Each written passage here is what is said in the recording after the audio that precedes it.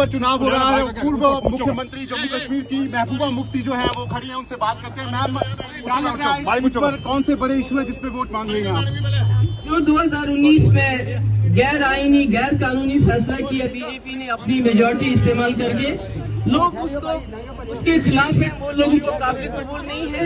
वो सबसे बड़ा मसला है इस वक्त जम्मू कश्मीर के लोगों का कि जो जम्मू कश्मीर को एक जेल में तब्दील किया गया। कोई बात नहीं कर सकता है। जम्मू का डोगरा खुश नहीं है, लद्दाख का प्रदेश खुश नहीं है, कोई खुश नहीं है। और कश्मीर तो बिल्कुल कश्मीरियों को तो बिल्कुल ही ज्यादा खौफ है। तो ये सबसे बड़ा इशू है। इसके अलावा जो पिछले 5 साल में तरक्की के नाम पे यहाँ कुछ नहीं हुआ। मैंने देखा सड़कों की हालत बर्बाद है, खंडर बन गए हैं, लोगों के पास बिजली नहीं है और बिजली फीस बहुत ज्यादा है, बेरोजगारी बेकारी सबसे ज्यादा है।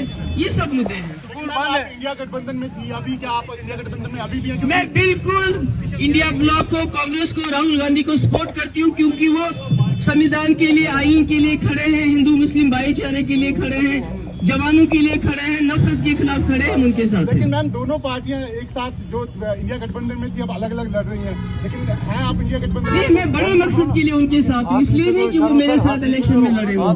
मेरा इलेक्शन, मैं बड़े मकसद के लिए उनके साथ हूँ। शुक्रिया बहुत बहुत। बीजेपी ने यहाँ पे पहाड़ी लोगों को खुश करने के लिए यहाँ पर आरक्षण दिया, क्या कहते हैं मतलब उनको अब जो राइट्स मिल गए? नहीं, आपने कल का वीडियो देखा जिसमें बीजेपी का लीडर धमकी दे रहा है, वो आपको बताना चाहिए, उसके बारे में बात करनी चाहिए। जो धमकी दे रहा है यहाँ के लोगों को, खासकर हमारे पहाड़ी भाइयों को, अगर आपने हमारे कहने पे वोट नहीं डाला तो हम 1947 जैसे हालात करेंगे। ये उनका असली चेहरा है। मैं कहती हूँ, वो जिसने कहा उसको यूएपीए लगा के जेल में डाल दो। अगर किसी और ने वो बात की होती तो उसको अपने तैयार जेल पहुंचा दिया होता। आखिरी सवाल, जिस तरह से प्रधानमंत्री नरेंद्र मोदी जो है वो आरक्षण का मुद्दा कांग्रेस लगातार उठा रही थी, अब उन्होंने सीधे तौर पर वहां पर कहा है कि ओबीसी आरक्षण में मुसलमानों को डाला जा रहा है। इस पर आप क्या कहेंगे? देखिए, बीजेपी के पास कहने के लिए कुछ नहीं है। उन्होंने कहा था हम 2 करोड़ नौकरियां हर साल देंगे, अभी तक 20 करोड़ नौकरियां कहाँ है? उन्होंने कहा था 15 लाख रुपए हम लोगों के अकाउंट में जमा करेंगे, वो कहाँ है? उन्होंने कहा था बंद कर दो।